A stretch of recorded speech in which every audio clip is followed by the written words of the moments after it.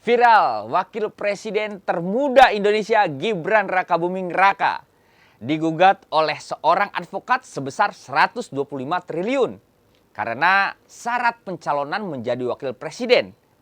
Nah, Gibran ini dikawal oleh Kejaksaan Agung yang menjadi pengacaranya. Ini yang membuat pelapor keberatan karena gugatan dilayangkan secara pribadi, ungkapnya. Lantas, siapa Gibran Rakabuming, wakil presiden Indonesia ini?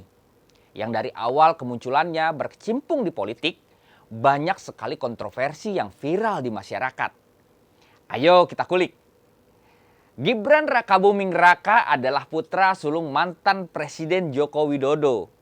Awalnya dikenal sebagai pengusaha catering dan martabak di Solo. Pada 2018, ia bahkan menyatakan tidak tertarik politik dan menyebut bahwa politikus bisa kaya melalui korupsi. Namun, pada 2020, ia mencalonkan diri sebagai wali kota Solo dan menang. Meski pemilihan itu sempat kontroversial karena hampir melawan kota kosong. Karirnya melesat ketika pada 2023. Ia diumumkan sebagai calon wakil presiden mendampingi Prabowo Subianto. Meski usianya baru 35 tahun, di bawah batas minimal 40 tahun menurut Undang-Undang Pemilu, kontroversi utama muncul dari putusan Mahkamah Konstitusi yang menyebut syarat usia dan memungkinkan pejabat terpilih seperti Gibran untuk maju. Putusan ini dipimpin oleh Anwar Usman, paman Gibran dan ipar Jokowi, yang kemudian dinyatakan melanggar etika berat oleh Majelis Kehormatan MK. Sehingga Anwar Usman dicopot dari jabatan ketua. Kritikus menyebut ini sebagai bentuk nepotisme yang merusak independensi yudisial Indonesia, membuka jalan bagi dinasti politik dan mengikis kepercayaan publik terhadap proses demokrasi. Media asing bahkan menyebut Gibran sebagai nepo baby, simbol anak orang berkuasa yang mendapatkan privilege tanpa prestasi memadai. Dampaknya, pemilu 2024 diwarnai tuduhan kecurangan dan anti demokrasi. Kondisi ini membelah masyarakat dan menimbulkan ketegangan sosial yang berkepanjangan. Selama kampanye, Gibran Rakabuming juga menuai kritik atas kesalahan-kesalahannya. Pada Desember 2023 saat membahas kesehatan ibu hamil, ia salah menyebut asam sulfat alih-alih asam folat dan mengulanginya keesokan harinya. Meski minta maaf, ini memicu ejekan publik dengan julukan Samsul. Ini yang dia pakai di debat cawapres. Alih-alih introspeksi, justru dianggap sebagai upaya memanfaatkan kesalahan untuk mencari simpati. Gestur debatnya seperti mengolok-olok lawan seperti Mahfud MD. Ini juga dikritik sebagai tidak etis dan tidak dewasa. Ini juga memperburuk citra pemimpin muda. Selain itu, dugaan kepemilikan akun lama seperti Fufu Fafa di Kaskus yang berisi komentar kontroversial anti Prabowo dan Raka Gnarly di Pomsring dengan konten seksual.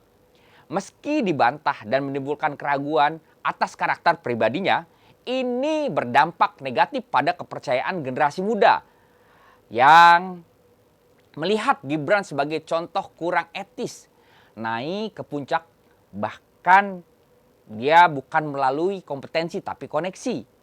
Setelah dilantik sebagai wakil presiden pada 2 Oktober 2024, kontroversi Gibran tak berhenti.